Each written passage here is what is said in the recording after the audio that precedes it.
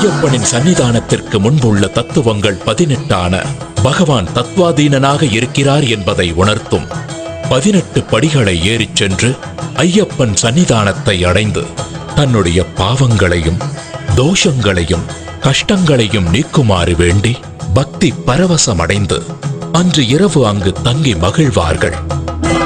மறுநாள் காலையில் ஐயப்பனுக்கு நெய் அபிஷேகம் செய்து மாளிகைப்புறத்து அம்மனை தரிசித்து தான் செய்த பாவங்களை நீக்குமாறு வேண்டிக் கொள்வார்கள்.